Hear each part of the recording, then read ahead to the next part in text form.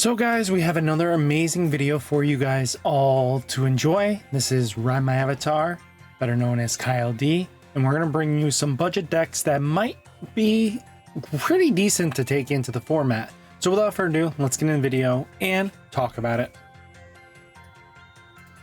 Now, one of the most new decks coming into this is going to be Digimon. So a little bit of a problem. I know Hexablau just blew up and quite expensive, but most of your budget, if you're looking for like under 150 bucks, it's closer to $100 than you think. So taking a look here, you have like Hexablau here is your big spending money, but the rest of the deck is uber budget friendly.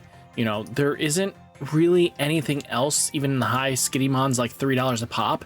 So you could definitely go multiple ways, even popping in Mirage Galgamon Ace, or not Mirage Galgamon Ace, blah, blah, blah, blah, blah. Sorry, we mean Gabumon Ace as another option.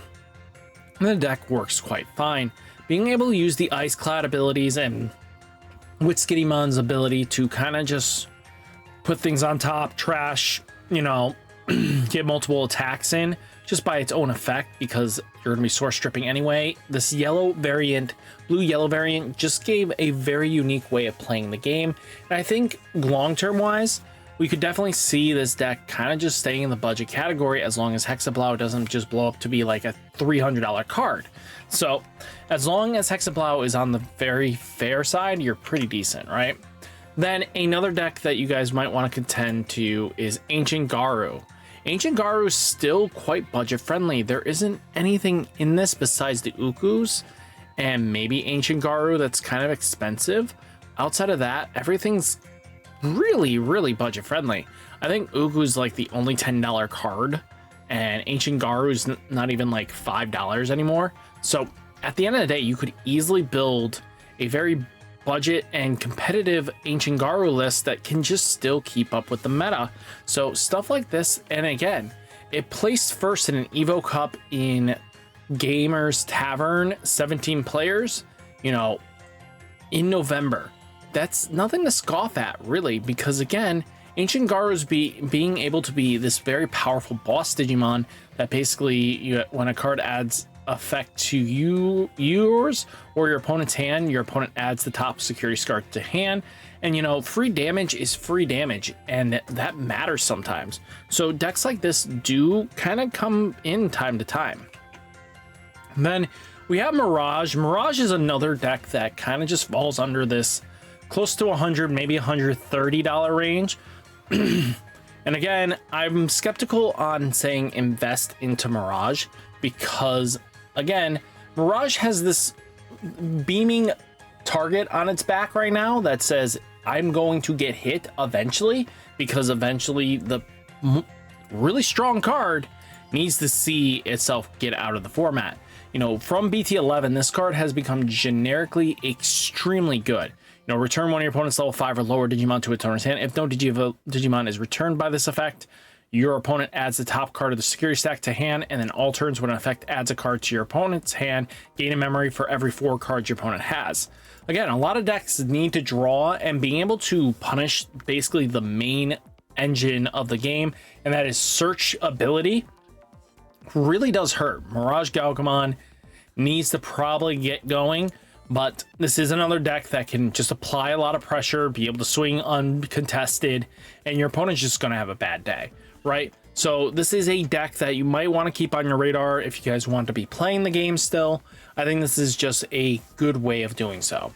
This deck isn't going anywhere anytime soon, but as long as if they don't hit it in the next restriction list, I don't see Mirage going anywhere ever.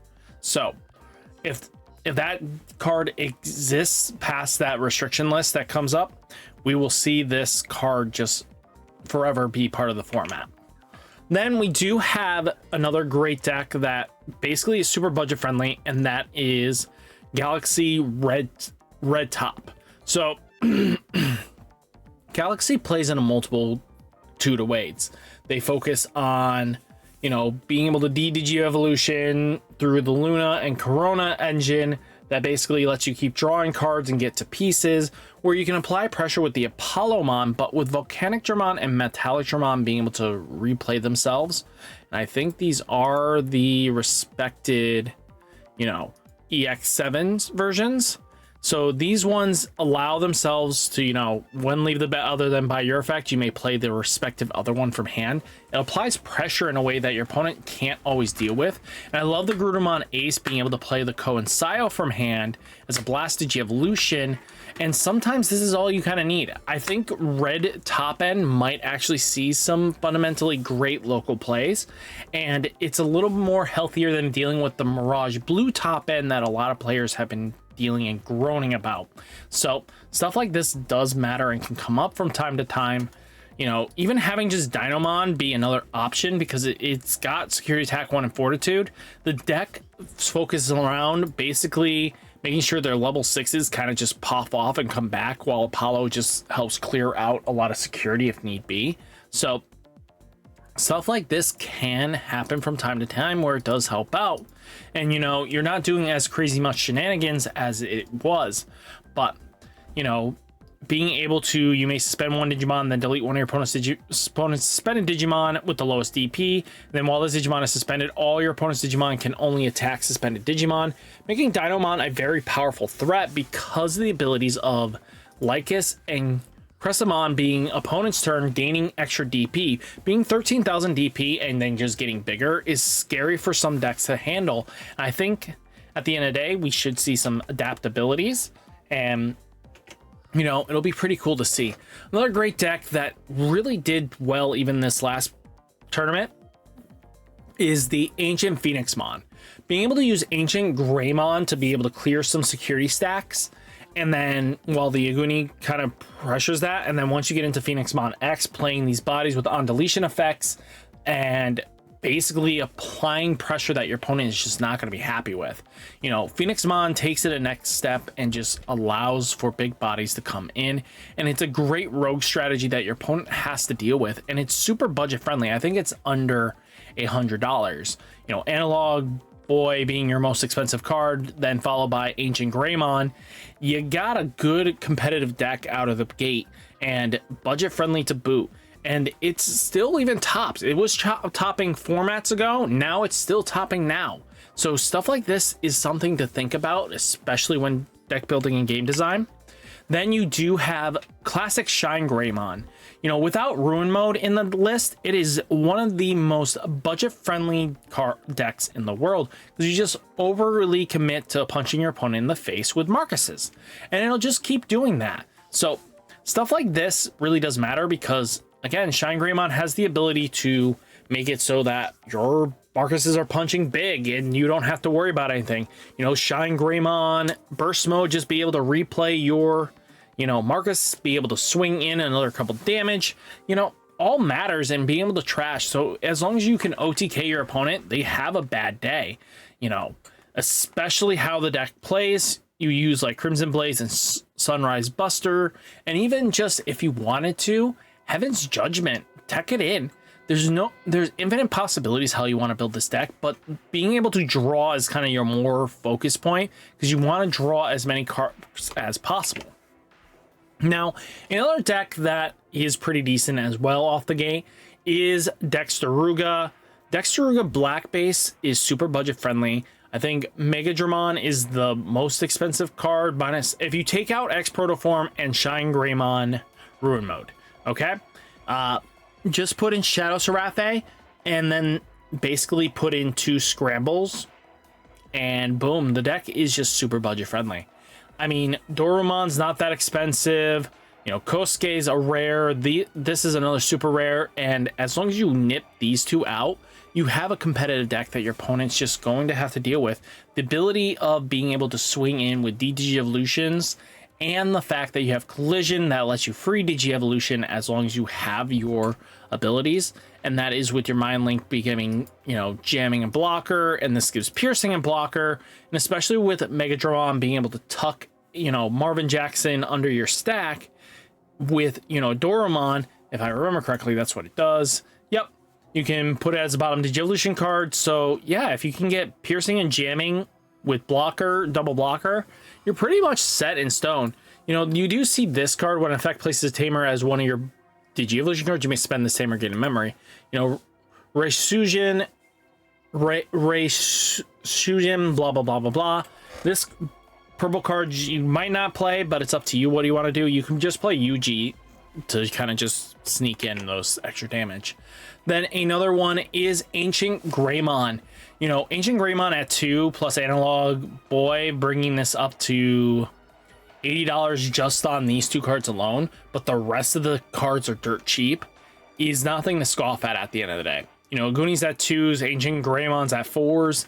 I mean, you can build this deck under $100 very comfortably without breaking a sweat. So stuff like this does matter and come up from time to time, but Ancient Greymon still tops as a fiend. There's not many times you can say that this deck isn't really good. And then another great deck is Nature Spirits. Nature Spirits definitely got some decent support in the recent set with its field spell giving Alliance, but you can also kind of combo off when any of your other Nature Spirit trait is played. If this Digimon has Nature Spirit, it may attack. So use Monotamon plus the Talcamon with Elradimon being able to... Elradimon will play a body so that you can use it with Alliance. So you'll swing in with that, deal some damage. Then you'll use the body you played, if I remember correctly, with a play cost 7 or less worth.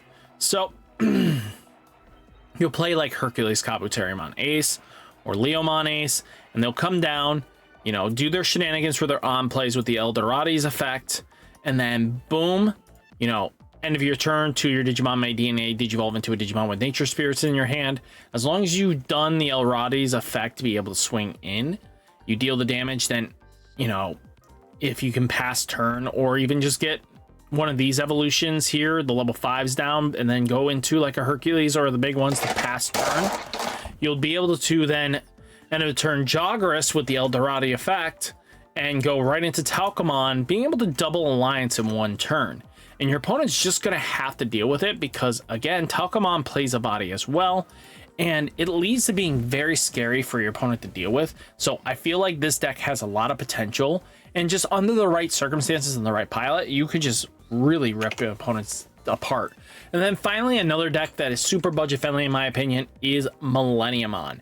Millennium On came out in 2.0, and Millennium On's $250, Moon Millennium On's like $250, Z Millennium On's $3, and then the rest of the deck is dirt cheap. I mean, to be straight honest with you, this is probably the most super budget friendly deck you'll ever find, and it still puts up some results into JP from time to time. And this is a great version for you guys to be playing with, because Analog Boy, Analog Youth is just gonna mill out pieces and everything like that. So I mean, Analog Youth being a $10 card is nothing to scoff at, but you'll be super budget friendly. I feel like we need to take these in consideration, that we have a lot of variety in the format where taking to locals for a budget friendly build can really happen. You might be wondering, oh, why didn't you talk about like the Zephygamon or Cinderellamon? Cinderellamon is just not a super competitive deck in my opinion.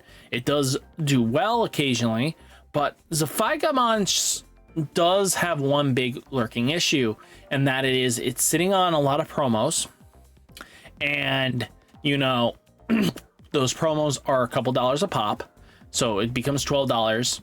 Then you know you also have Medieval Gallantmon you want to be playing 2 in. He's sitting at $40 a pop right now, so he just that deck didn't make the list. Anything that had a Gallantmon X antibody, Medieval Gallantmon, Magna X antibody, anything like that didn't make the list because those are extremely expensive cards, and it just puts players out of the game. So I feel like giving you guys a list of really solid contenders really does matter from time to time, and hopefully you guys can check these out. You can find this on Digimon Card Meta and just look up these decks personally. You know, eventually you'll find them and it'll be really great for you guys to enjoy. So hopefully you guys enjoyed the video. Hit that like button, hit that subscribe button, stay safe, stay healthy, and I'll catch you next one. Peace.